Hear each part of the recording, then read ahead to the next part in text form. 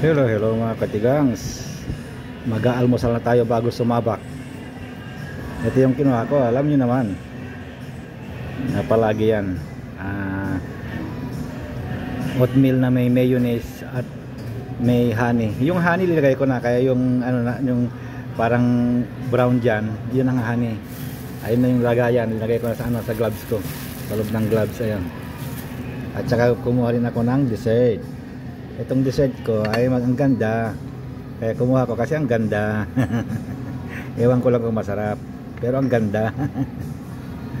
Ang ganda ng ano, ng kulay. Yan ang kulay, ang ganda eh. May mga pearl pa eh.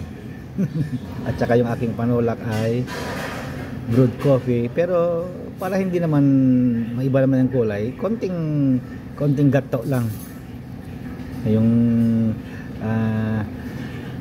reduced fat milk ang linagay ko. Kaya ngayon kain na tayo.